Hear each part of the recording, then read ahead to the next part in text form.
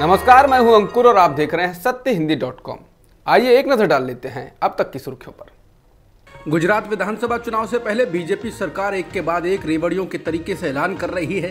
गुजरात में विधानसभा चुनाव की तारीखों की घोषणा से पहले राज्य सरकार ने सोमवार 17 अक्टूबर को सीएनजी और पीएनजी पर वैट में 10% की कटौती करने का ऐलान कर दिया। गुजरात की बीजेपी सरकार ने यह भी घोषणा की कि केंद्र की उज्ज्वला योजना के तहत गैस कनेक्शन पाने वाले 38 लाख लाभार्थियों को हर साल 2 रसोई गैस सिलेंडर मुफ्त दिए जाएंगे। केंद्र सरकार अकेले उज्ज्वला लाभार्थियों को 12 सिलेंडर के लिए 200 रुपए की सब्सिडी प्रदान करती है। सरकारी गणना के अनुसार उज्ज्वला लाभार्थियों को प्रतिवर्ष 2 मुफ्त सिलेंडरों पर सालाना 1650 करोड़ रुपए खर्च होंगे। इसके अलावा राज्य सरकार ने एक विचित्र घोषणा की है कि राज्य में यातायात नियमों का उल्लंघन करने वालों को दंडित नहीं किया जाएगा। गुजरात के गृह मंत्री हर्ष संघवी के अनुसार दिवाली के त्योहार के मद्देनजर गुजरात में 27 अक्टूबर तक यातायात नियमों का उल्लंघन करने वाले नागरिकों को दंडित नहीं किया जाएगा, कोई फाइन नहीं होगा। गुजरात के विधायक जिग्नेश मेवाणी ने भी राज्य में आगामी चुनाव के साथ इस घोषणा को जोड़ा। उन्होंने एक ट्वीट में कहा, चुनाव आपके लिए बहुत कुछ कर सकता है। हिमाचल प्रदेश में टिकट बंटवारे को लेकर पार्टियों में घमासान के बीच आज कांग्रेस ने अपनी तीसरी सूची जारी कर दी। इस लिस्ट में 4 उम्मीदवारों के नाम हैं। किन्नौर से जगत नेगी, जयसिंहपुर से यादविंद्र गोमा, मनाली से भुवनेश्वर गौड़ और पावंटा साहिब से किरनेश जंग को प्रत्याशी घोषित किया गया है। हमीरपुर सीट से कांग्रेस अभी भी प्रत्याशी घोषित नहीं कर पाई है। गौरतलब है कि हिमाचल प्रदेश में मतदान 12 नवंबर को होगा, जबकि मतगणना 8 दिसंबर को होगी। मालूम हो कि बीजेपी ने भी अपने उम्मीदवारों की सूची जारी कर दी है, जिसके बाद पार्टी में इस्तीफों की झड़ी लग गई है और कई नेताओं ने तो निर्दलीय लड़ने का भी ऐलान कर दिया है। बीजेपी ने 11 मौजूदा विधायकों को टिकट नहीं दिया है, जिसके बाद से बगावत हुई है। एक विद्रोह तो मुख्यमंत्री जयराम ठाकुर के गृह जिले मंडी में ही हो गया है, जहां पार्टी के मीडिया सह प्रभारी प्रवीण शर्मा ने मंडी से निर्दलीय चुनाव लड़ने का ऐलान कर दिया। वहीं कांग्रेस के 2 दल बदलों को मैदान में उतारने के भाजपा के फैसले से भी स्थानीय नेताओं में नाराजगी है। चुनावी रणनीतिकार प्रशांत किशोर लगातार बिहार के मुख्यमंत्री नीतीश कुमार पर हमलावर हैं और अब बीजेपी के साथ उनके अभी भी संपर्क होने के आरोप लगा रहे हैं। अब प्रशांत किशोर ने एक बार फिर से नीतीश कुमार और एनडीए से उनके संबंध पर सवाल उठाए। पीके ने ट्वीट कर कहा कि अगर नीतीश कुमार का बीजेपी या एनडीए से कोई राब्ता नहीं है तो वो अपने सांसद को राज्यसभा के उपाध्यक्ष पद से इस्तीफा देने का निर्देश क्यों नहीं देते। प्रशांत किशोर ने कहा, आपके पास हमेशा दोनों ही रास्ते नहीं हो सकते। बता दें, प्रशांत किशोर राज्यसभा के उपाध्यक्ष हरवंश नारायण सिंह की बात कर रहे हैं। जेडीयू नेता हरवंश नारायण सिंह को राज्यसभा के उपाध्यक्ष पद के लिए दूसरी बार साल 2020 में एनडीए ने अपना उम्मीदवार चुना था, लेकिन अब जेडीयू ने बीजेपी से रिश्ता तोड़ लिया है, तो उनको लेकर सवाल उठाए जा रहे हैं। झारखंड के चाईबासा में 26 साल की आदिवासी युवती के साथ सामूहिक बलात्कार की घटना हुई। ये घटना गुरुवार शाम को हुई। युवती सॉफ्टवेयर इंजीनियर है। पश्चिमी सिंहभूम जिले के एसएसपी आशुतोष शेखर ने द इंडियन एक्सप्रेस को बताया कि युवती बेंगलुरु की आईटी कंपनी में काम करती है और इन दोनों वर्क फ्रॉम होम कर रही है। पुलिस ने इस मामले में शक के आधार पर 10 लोगों के खिलाफ मुकदमा दर्ज किया है। पुलिस इन लोगों से पूछताछ भी कर रही है। पुलिस ने मामले में जांच के लिए एसआईटी बना दी है। युवती का एक अस्पताल में इलाज चल रहा है। घटना के दौरान युवती अपने पुरुष मित्र के साथ घर से बाहर गई थी। पुलिस ने युवती के बयान के आधार पर बताया है कि वो सड़क किनारे अपने दोस्त से बात कर रही थी, तभी 8 से 10 लोग वहां आए और उन लोगों को पीटना शुरू कर दिया। युवती ने कहा, ये लोग उसे किसी सुनसान जगह में ले गए और वहां उसके साथ बलात्कार किया। पुलिस ने बताया कि युवती बेहद मुश्किल से अपने घर पहुंची और परिजनों को इस वारदात के बारे में जानकारी दी। इसके बाद पुलिस में शिकायत दर्ज कराई गई। राजस्थान के बारां जिले के एक दलित परिवार के 12 सदस्यों ने हिंदू धर्म छोड़ दिया है और बौद्ध धर्म अपना लिया है। इन लोगों की शिकायत थी कि पुलिस और प्रशासन ने उनके साथ हुई मारपीट के मामले में एक शख्स के खिलाफ कार्रवाई नहीं की। ये शख्स गांव की सरपंच का पति है।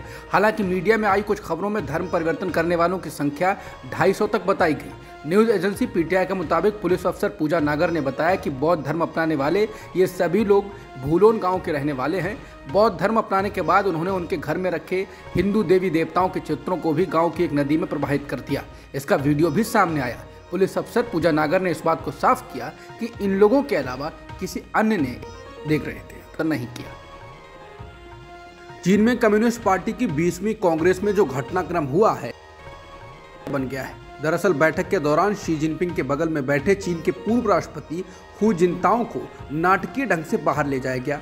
रिपोर्ट्स में तो ये भी कहा जा रहा है कि उनको जबरन उठाकर ले जाया गया, जबकि वो बाहर नहीं जाना चाहते थे। हालांकि हू जिंताओ के कांग्रेस छोड़कर जाने को लेकर तरह तरह के कयास लगाए जाने लगे हैं। हालांकि अब तक इस बारे में कुछ भी स्पष्ट नहीं। अधिकारियों ने हू के बाहर निकलने के लिए कोई स्पष्टीकरण नहीं दिया। वायरल वीडियो में देखा जा सकता है कि वहां मौजूद कर्मचारी ने 79 वर्षीय जिंताओ को उठाने के लिए हाथ से सहारा दिया और बाद में साथ ले जाने लगा। इसके पहले जिंताओ ने करीब 1 मिनट तक राष्ट्रपति जिनपिंग और पूर्व राष्ट्रपति ली केकियांग से बात की और अंत में जाते वक्त उन्होंने बगल में ही बैठे राष्ट्रपति शी जिनपिंग के पीठ पर हाथ रखकर भी कुछ कहा और फिर कर्मचारी उनको लेकर चलने लगा। इस दौरान सभी लोग उन्हें ही देख रहे थे। चीन के पूर्व राष्ट्रपति हू जिनताओ पार्टी के बैठक भारत के विदेशी मुद्रा भंडार में और गिरावट दर्ज की गई है। रिजर्व बैंक ऑफ इंडिया के अनुसार 14 अक्टूबर को खत्म होने वाले हफ्ते में भारत के विदेशी मुद्रा भंडार में 4.5 अरब डॉलर की गिरावट दर्ज की गई है। अब इसके साथ ही भारत का विदेशी मुद्रा भंडार 528.37 अरब डॉलर हो गया है। हालांकि पिछले हफ्ते में विदेशी मुद्रा भंडार में 20 करोड़ डॉलर की वृद्धि देखी गई थी, लेकिन ये साल का इकलौता ऐसा मौका था जब इसमें बढ़ोतरी हुई थी। नहीं तो अक्टूबर 2021 में भारत का विदेशी मुद्रा भंडार 645 अरब डॉलर था और अब 528 तक गिरकर आ गया है। और इसके साथ ही चिंता की बात भारतीय रुपए का लगातार गिरना भी है। प्रधानमंत्री नरेंद्र मोदी ने आज वीडियो कॉन्फ्रेंसिंग के जरिए रोजगार मेला का शुभारंभ किया। इस दौरान प्रधानमंत्री मोदी ने 75,000 लोगों को एक साथ नियुक्ति पत्र सौंपा। इस दौरान उन्होंने कहा कि आज केंद्र सरकार 75,000 युवाओं को नियुक्ति पत्र दे रही है। बीते 8 वर्षों में पहले भी लाखों युवाओं को नियुक्ति पत्र दिए गए हैं। विकसित भारत के संकल्प की सिद्धि के लिए हम आत्मनिर्भर भारत के रास्ते पर चल रहे हैं। बता दें, पीएम मोदी ने कुछ महीनों पहले 10 लाख नौकरियां देने को कहा था और विभिन्न मंत्रालयों से अगले 1.5 साल में भर्ती प्रक्रिया पूरी करने को कहा था। बता दें, बेरोजगारी और महंगाई जैसे मुद्दे पर मोदी सरकार बुरी तरह घिर रही है और तो और इसको लेकर आरएसएस ने भी चिंता जाहिर कर दी है। वहीं विपक्ष मोदी को हर साल 2 करोड़ नौकरी के वादे पर घेरता रहता है। 8 साल में 16 करोड़ नौकरियों पर तंज कसता है। हालांकि कुछ दिन पहले ही सामने आए आंकड़ों में पता चलता है कि केंद्र सरकार ने पिछले 8 सालों में केवल 7,22,000 लोगों को ही नौकरियां दी हैं। सरकार ने सदन में खुद जवाब देते हुए बताया था कि इन नौकरियों के लिए 22 करोड़ लोगों से अधिक ने आवेदन किया था। प्रधानमंत्री नरेंद्र मोदी ने युवाओं को नियुक्ति पत्र सौंपने के दौरान अर्थव्यवस्थाओं के बुरे हाल के लिए कोरोना को कारण बताया। प्रधानमंत्री मोदी ने कहा, यह सही है कि दुनिया के हालात ठीक नहीं है। अनेक बड़ी बड़ी अर्थव्यवस्थाएं संघर्ष कर रही हैं। दुनिया के देशों में महंगाई, बेरोजगारी अपने चरम पर है। मोदी ने कहा कि 100 साल में आए सबसे बड़े संकट के साइड इफेक्ट्स 100 दिन में नहीं चले जाएंगे, ये हम नहीं सोचते। दुनिया के देशों में महंगाई, बेरोजगारी अपने चरम पर है। मोदी ने कहा कि 100 साल में आए सबसे बड़े संकट के साइड इफेक्ट 100 दिन में चले जाएंगे, ये हम नहीं सोचते, ना हिंदुस्तान सोचता है। संकट बड़ा है, उसका प्रभाव चारों तरफ हो रहा है, लेकिन इसके बावजूद पूरी मजबूती से हम लगातार नए नए इनिशिएटिव लेकर, रिस्क लेकर प्रयास कर रहे हैं। बनारस हिंदू यूनिवर्सिटी यानी BHU इस समय जबरदस्त छात्र आंदोलन का सामना कर रही है। एक तरफ तो पिछले 3 दिनों से फीस वृद्धि के खिलाफ छात्र आंदोलनरत हैं, तो दूसरी तरफ BHU में एक परीक्षा में बीफ पर सवाल पूछे जाने पर छात्रों के एक वर्ग ने कैंपस में प्रदर्शन किया। हालांकि छात्रों के दोनों प्रदर्शनों में तालमेल नहीं है, लेकिन आईसा के मुताबिक दूसरा प्रदर्शन पहले वाले फीस वृद्धि के प्रदर्शन की धार को कमजोर करने के लिए आयोजित किया गया है। वहीं BHU में फीस वृद्धि के खिलाफ सैकड़ों छात्र छात्राओं ने BHU विश्वनाथ मंदिर से केंद्रीय कार्यालय तक मार्च निकाला। संयुक्त छात्र संघर्ष समिति की ओर से किए गए इस घेराव के दौरान सेंट्रल ऑफिस पर सभा की गई। सभा में वक्ताओं ने कहा कि अलग अलग पाठ्यक्रमों और हॉस्टल के शुल्क में 100 से लेकर 500% तक की फीस वृद्धि कर दी गई है। छात्र नेताओं ने आरोप लगाया कि विश्वविद्यालय प्रशासन इसे मामूली फीस वृद्धि कहकर छात्रों में भ्रम फैलाने की कोशिश कर रहा है, लेकिन असल में ये फीस वृद्धि छात्रों की बड़ी आबादी के लिए BHU के दरवाजे बंद कर देगी। इस फीस वृद्धि का असर न केवल BHU में सत्र में दाखिल होने वाली सभी छात्रों पर पड़ेगा, बल्कि जो भी छात्र स्नातक के बाद परास्नातक में या किसी नए कोर्स में दाखिला लेगा, उन सभी पर भी पड़ेगा। अभी भी शिक्षा में प्रवेश करने वाले छात्रों का 10% ही स्नातक स्तर तक पहुंच पाता है। बता दें, इससे पहले इलाहाबाद यूनिवर्सिटी में भी फीस वृद्धि को लेकर जबरदस्त आंदोलन चला है। उत्तराखंड के पूर्व मुख्यमंत्री हरीश रावत राज्य की बीजेपी सरकार के खिलाफ बीते 3 दिनों से धरना दे रहे हैं। हरीश रावत के साथ तमाम बड़े नेता धरने में जुटे हैं। रावत ने आरोप लगाया है कि हरिद्वार में हुए हालिया पंचायत चुनाव में बीजेपी सरकार ने धांधली की है और धांधली का आरोप लगाने वाले कांग्रेस कार्यकर्ताओं पर मुकदमे दर्ज कर दिए हैं। रावत का यह धरना हरिद्वार के बहादुराबाद थाने के बाहर चल रहा है। बता दें कि कुछ दिन पहले ही हरिद्वार में पंचायत चुनाव हुए थे और बीजेपी राज्य के गठन के बाद पहली बार यहां अपना अध्यक्ष बनाने में सफल रही थी। उत्तराखंड राज्य साल 2000 में बना था। पंचायत चुनाव के नतीजों को लेकर हरिद्वार में अच्छा खासा बवाल हुआ था। हरीश रावत व कांग्रेस के कार्यकर्ताओं की मांग है कि कांग्रेस कार्यकर्ताओं पर दर्ज मुकदमों को वापस लिया जाए।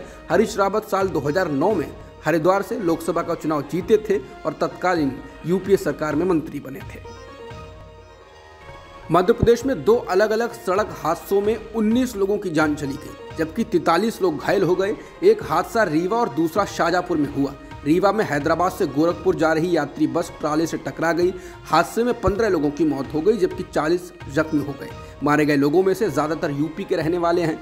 घायलों को रीवा मेडिकल कॉलेज और थियोतर के अस्पताल में भर्ती कराया गया। इनमें से कई की हालत चिंताजनक है। मुख्यमंत्री शिवराज सिंह चौहान ने कहा कि राज्य सरकार रीवा सड़क हादसे में मारे गए लोगों के परिवारजनों को 1 लाख रुपए और घायलों को 10,000 रुपए की सहायता राशि देगी। पाकिस्तान के चुनाव आयोग के द्वारा इमरान खान को अयोग्य घोषित किए जाने के बाद पाकिस्तान तहरीक इंसाफ यानी पीटीआई के कार्यकर्ताओं ने देश में कई जगहों पर जोरदार प्रदर्शन किया है। इस दौरान उन्होंने चुनाव आयोग के खिलाफ नारेबाजी की और अपने गुस्से का इजहार किया। चुनाव आयोग ने शुक्रवार को इमरान खान को अयोग्य घोषित कर दिया था। चुनाव आयोग ने यह कार्रवाई संविधान के अनुच्छेद 63A के P के तहत की है। फैसले के बाद इस्लामाबाद, कराची, फैसलाबाद, नौशेरा, सियालकोट, मर्दान, फैजाबाद, गुजरात, कराची, लाहौर, हैदराबाद आदि शहरों में पीटीआई के कार्यकर्ता सड़क पर उतर आए और जबरदस्त प्रदर्शन किया। चुनाव आयोग के फैसले के अनुसार पीटीआई के चेयरमैन इमरान खान अब संसद के सदस्य नहीं रह गए हैं और उनकी संसदीय सीट खाली हो गई है। चुनाव आयोग ने कहा कि इमरान खान के खिलाफ कानूनी कार्रवाई होगी। मनी लॉन्ड्रिंग से जुड़े मामले में बॉलीवुड अभिनेत्री जैकलीन फर्नांडिस को अदालत से राहत मिल गई है। दिल्ली की पटियाला हाउस कोर्ट ने जैकलीन की अंतरिम जमानत 10 नवंबर तक बढ़ा दी है। समाचार एजेंसी एएनआई के मुताबिक कोर्ट ने फैसला सुनाते हुए कहा कि नियमित जमानत और अन्य लंबित आवेदनों पर अब अगली सुनवाई 10 नवंबर को होगी। बता दें, इससे पहले 26 सितंबर को पटियाला हाउस कोर्ट ने 50,000 रुपए के जमानत बॉन्ड और एक मुचलके पर अंतरिम जमानत दे दी थी। ऑस्ट्रेलिया में खेले जा रहे T20 विश्व कप के मुकाबले में न्यूजीलैंड ने ऑस्ट्रेलिया को करारी मात दी है। सिडनी में खेले गए इस मैच में न्यूजीलैंड ने ऑस्ट्रेलिया को 89 रनों से हरा दिया। ऑस्ट्रेलिया के द्वारा टॉस जीतने के बाद पहले बल्लेबाजी करने उतरी न्यूजीलैंड की टीम ने ऑस्ट्रेलिया के सामने 201 रनों का लक्ष्य रखा, यानी 200 रन बनाए, जिसके जवाब में ऑस्ट्रेलिया 111 रनों पर ढेर हो गई। न्यूजीलैंड के लिए फिन एलन और डेविन कॉनवे ने पारी की अच्छी शुरुआत की, 90 रन बनाए तो फिन ने 42 रन बनाए।